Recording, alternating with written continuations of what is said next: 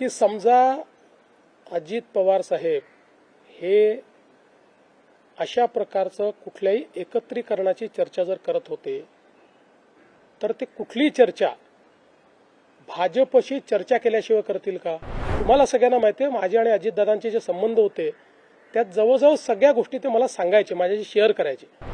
मी दोनच गोष्टी याच्यात सांगेन. खरं म्हणजे आता हे सगळं बोलायची वेळ नाही, पण दोनच गोष्टी सांगेन की समजा अजित पवार साहेब हे अशा प्रकारचं कुठल्याही एकत्रीकरणाची चर्चा जर करत होते तर ते कुठली चर्चा भाजपशी चर्चा केल्याशिवाय करतील का?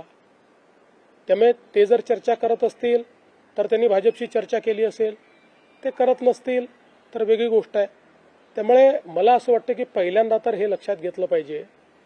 पुन्हा एकदा सांगतो, चर्चा करायची नाही करायची, विलिनीकरण करायचं सर्वस्वी 100% राष्ट्रवादी काँग्रेस पक्षाचं डोमेन आहे. हा आमची अपेक्षा एवढी असेल, कुठलाही निर्णय घेण्याच्या आधी त्यांनी आमच्याशी चर्चा एकदा करावी आणि ते करतातच आणि ते पुढेही करतील. त्यामुळे याही संदर्भात दुसरं, समजा अजित पवार साहेब अशा प्रकारच्या चर्चा करत होते तर ती चर्चा ते एनडीएतनं बाहेर पडण्याकरता करत होते का? ते का सरकारमधनं बाहेर पडणार होते का? त्यांनी तर स्पष्टपणे सरकारमध्ये ते स्टेबल होते. त्यामुळे रोज काहीतरी कन्फ्युजन तयार करायचं आणि मग आपली इकोसिस्टीम वापरून ते कन्फ्युजन इको करायचं, ही पद्धती अयोग्य आहे, ही योग्य नाही आहे.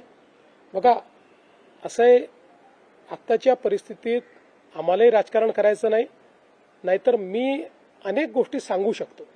काय घडलंय, काय घडतंय, मला सगळं दिसतंय, मी सगळ्या गोष्टींचा साक्षीदार आहे. आणि तुम्हाला सगळ्यांना माहिती आहे माझे आणि अजितदादांचे जे संबंध होते त्यात जवळजवळ सगळ्या गोष्टी ते मला सांगायचे, माझ्याशी शेअर करायचे. त्यांचा दुर्दैवी मृत्यू झाला त्याच्या आदल्या दिवशी जवळपास 1 तासभर आम्ही दोघं गप्पा मारत बसलो होतो. त्यामुळे मला असं वाटतं की या बाबतीत शेवटी खालच्या स्तराचं राजकारण करणं योग्य नाही. त्यांच्या पक्षाने निर्णय घेतला. एक लक्षात ठेवा की आज 2 वेगवेगळे पक्ष झालेले आहेत.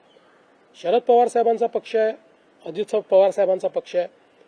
आता अजित पवार साहेबांच्या पक्षाने हा निर्णय घेतला की आमचं नेतृत्व हे सुनेत्राताईंनी करावं आणि त्यांनी हा निर्णय घेतला की सुनेत्राताईंनी नेतृत्व करण्याकरता शपथविधी करावा. त्यांनी सुनेत्राताईंना सांगितलं, सुनेत्राताईंनी त्या ठिकाणी तो शपथविधी केला.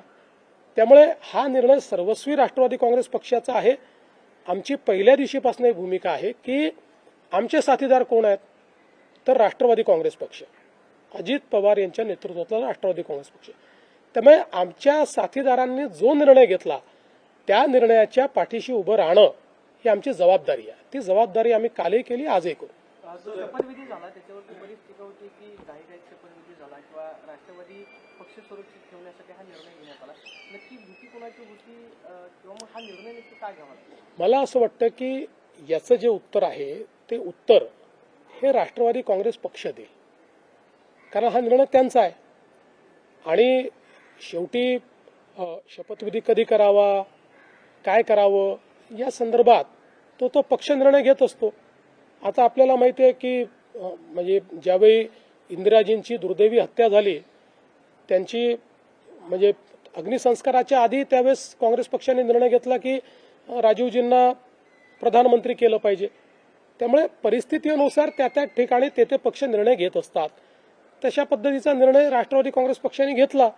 त्याच्यावर इतकी टीका जी काही केली जाते आहे आणि ती सेक्शन ऑफ द सोसायटी, म्हणजे तुम्ही जर बघितलं तर टीका करणारे हँडल्स देखील जर आपण बघितले तर लक्षात येतं की टीका कुठल्या मानसिकतेतनं केली जाते. म्हणून मी म्हटलं की मला याच्या राजकारणात पडायची इच्छा नाही आहे, नाहीतर मी त्याच्यावर पूर्ण डिसायफर करून देऊ शकतो.